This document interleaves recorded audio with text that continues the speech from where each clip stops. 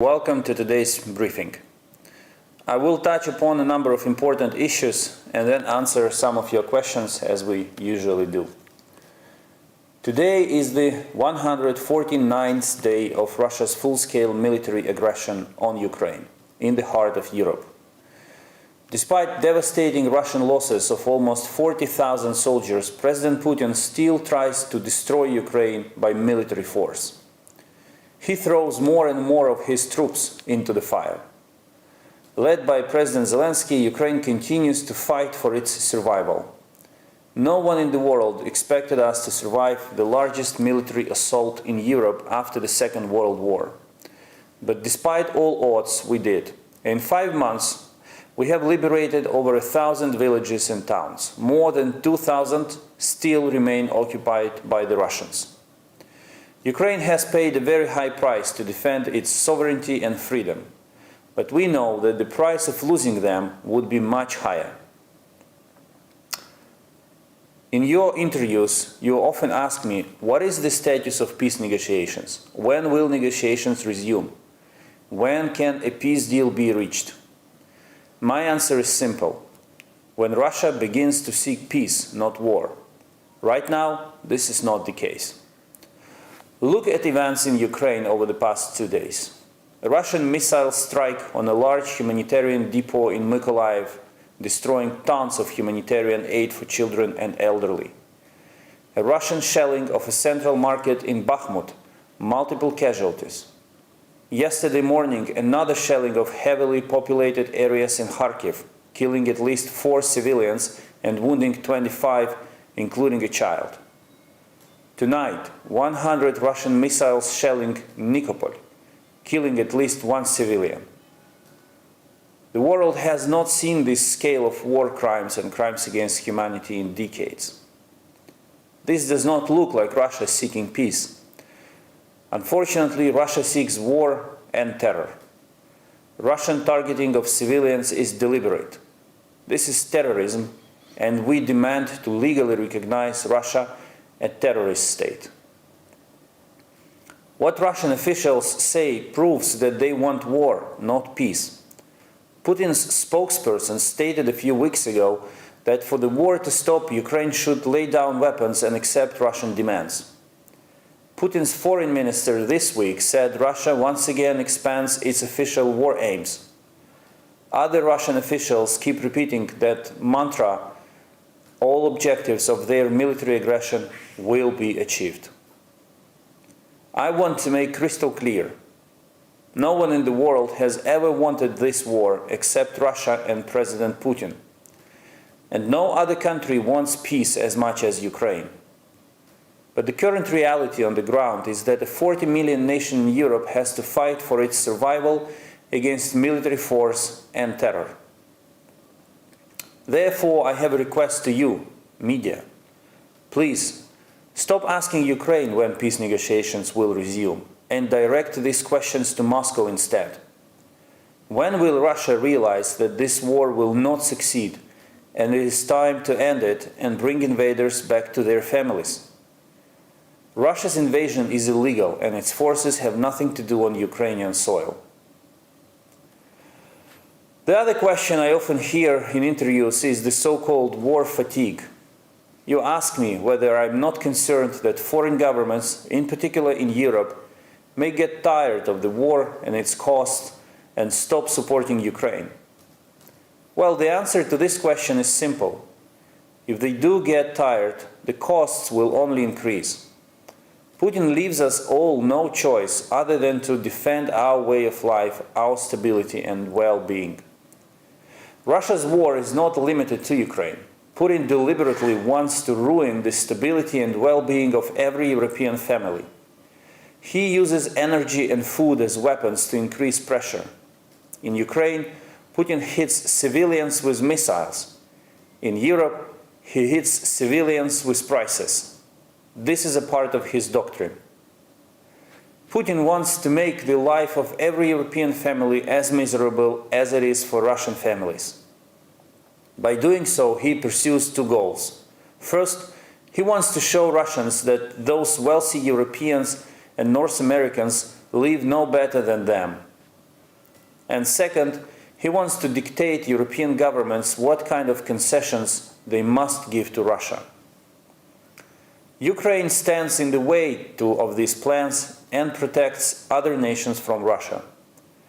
With sufficient and lasting support, Ukraine will defeat Putin and prevent him from bringing even more problems to people in Europe, Asia, and Africa.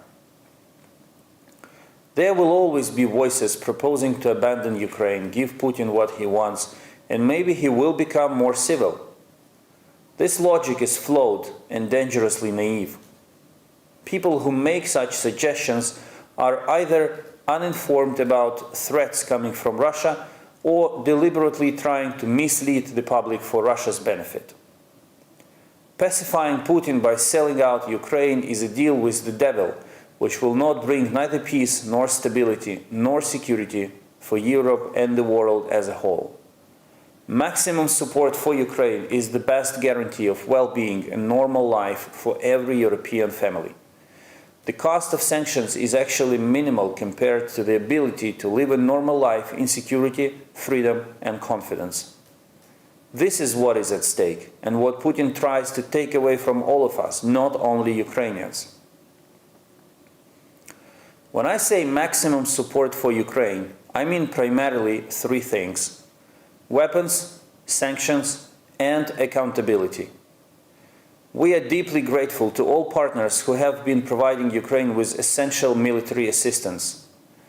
This is not charity, but an investment in the national security of our partners and stability across the world. It is simple. As long as Ukraine fights Russia in its territory, Russia has no resources to attack other nations in Europe. On the contrary, if Putin succeeds in Ukraine, he will most certainly try to test NATO's collective security. To avoid that, we propose a fair deal.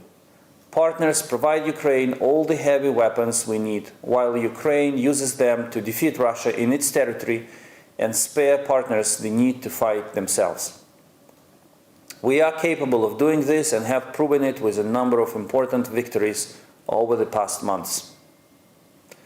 The only reason why Russia has been able to advance in the east of Ukraine over the past months is its enormous advantage in artillery. This is why we urgently need more long-range artillery, multiple launch rocket systems, and 155mm howitzers to be able to prevail. We urge partners to speed up deliveries. We don't have time to wait. We need weapons now because we lose lives every day. We need advanced anti-aircraft and missile defense systems to protect our cities from Russian missile terror that takes numerous civilian lives each week. We need much more armored vehicles and tanks to be able to save lives and liberate our territories, which Russia aims to absorb.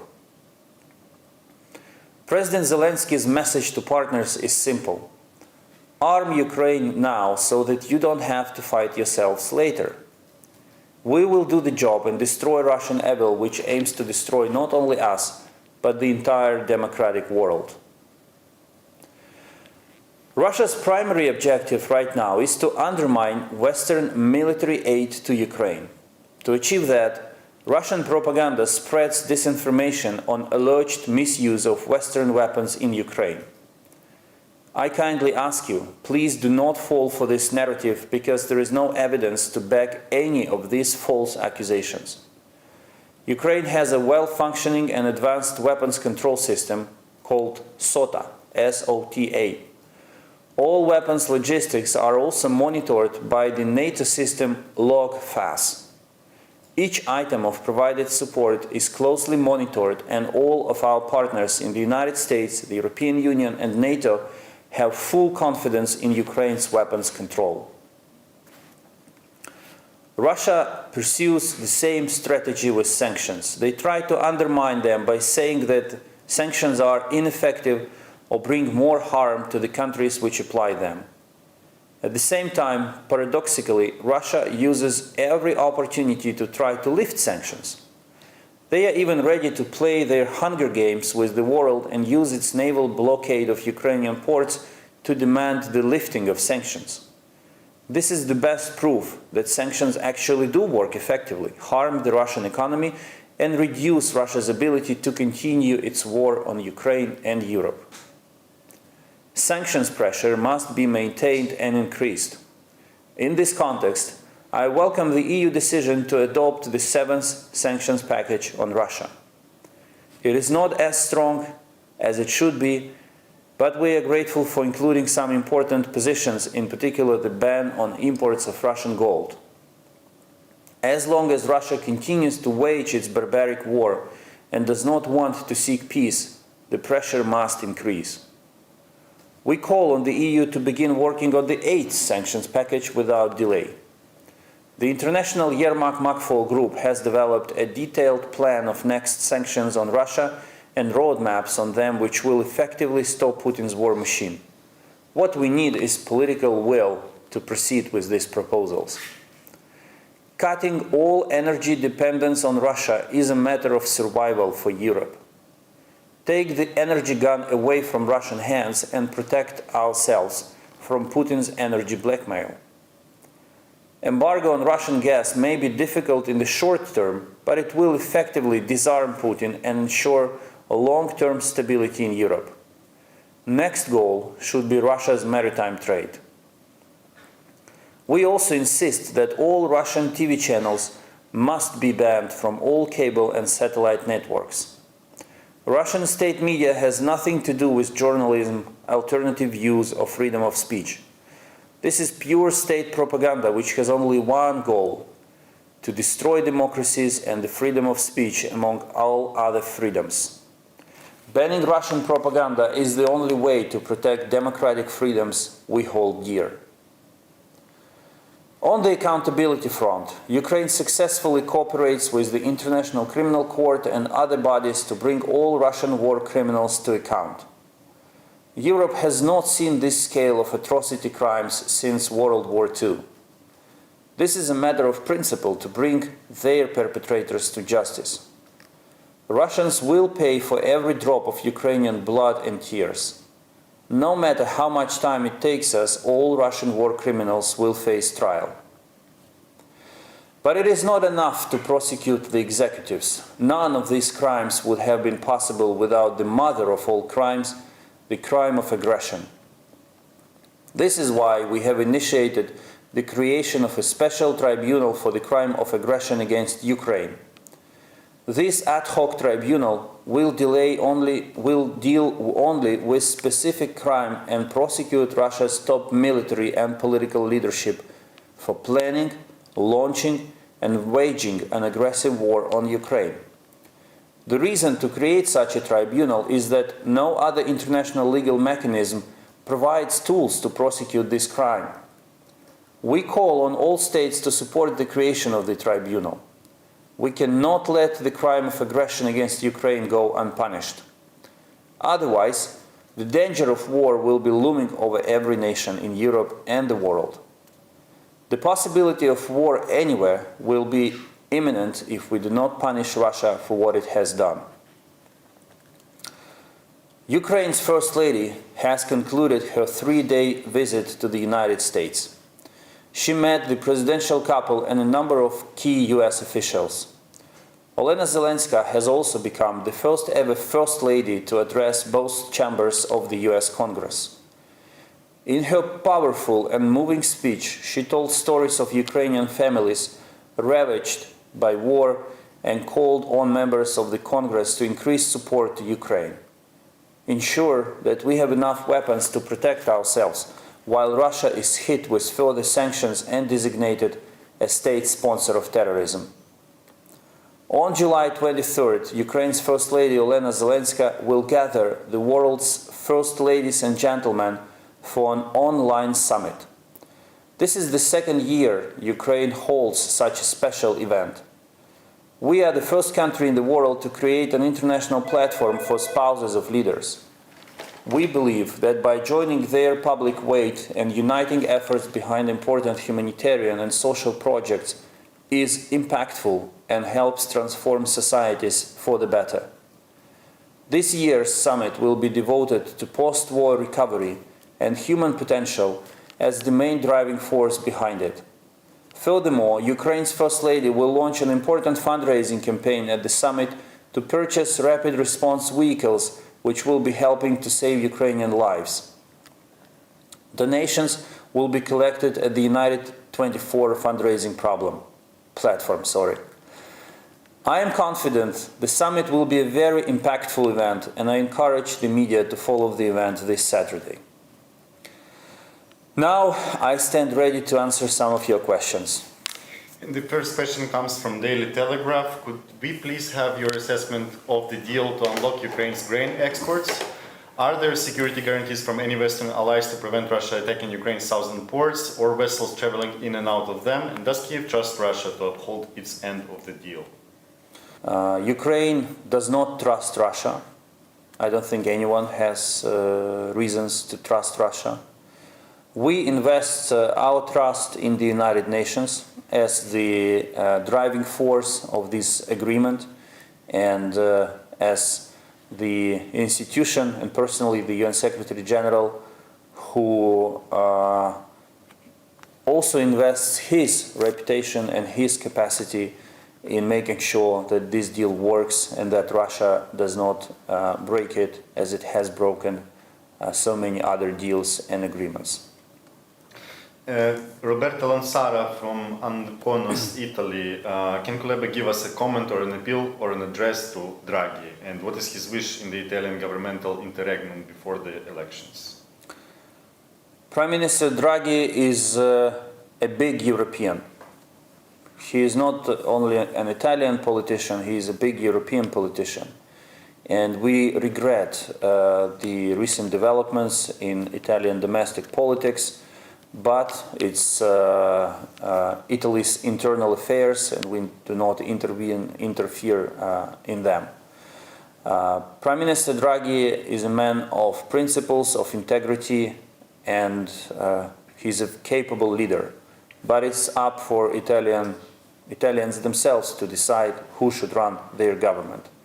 We appreciate everything Prime Minister has done for Ukraine and for Europe in the last months, especially since the beginning of the Russian aggression in Ukraine. He made a number of wise choices. Of course, our expectation is that whatever will be happening in between now and the appointment of the new Italian government will not have any negative impact on the cooperation between Ukraine and Italy in all spheres. And, of course, our expectation is that the next Italian government, whoever is going to lead it, will continue the policy of Prime Minister Draghi regarding Ukraine. Thank you. India Today asks, the Russian foreign minister has said that they are going to expand the ambitions of the war. Is Ukraine prepared for a major offensive? Isn't the West, particularly US, yet to walk the talk on weapons promises? We are prepared for any kind of development from the Russian side. What Foreign Minister of Russia said once again proves that even top Russian diplomats are in the war and not in the diplomacy mood. They want to conquer, to kill, to destroy. This is their strategy, and they're not even hiding it. Weapons necessary to repel Russian attacks are coming into Ukraine. We are not fully satisfied with the pace of these arrivals, of these deliveries. We are working with partners to make sure that more weapons are coming faster, because Russia doesn't wait. Russia does not give us time to ensure that all these deliveries come in months. We have literally days and weeks to ensure the delivery of necessary weapons. And as I said, we are working with partners on speeding deliveries up, and this is happening. The last question, if I may, Newsweek USA. Do you believe EU nations will push to ease sanctions on Russia in the fall-winter as inflation and energy costs rise? Have any European colleagues warned Ukraine about growing sanctions fatigue within the EU?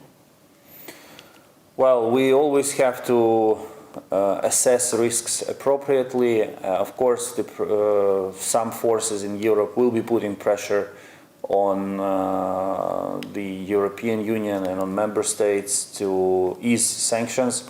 But as I explained in my opening remarks, I think that all European governments should be conscious that appeasing Putin, easing sanctions, is not the way to solve problems. It's the road to multiplying problems.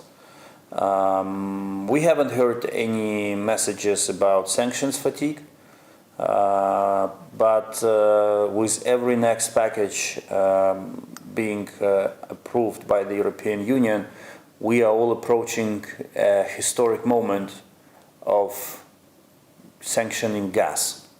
And this will be quite a battle. Thank you. That's it. Thank you very much. Stay safe. All the best to you and have a good weekend.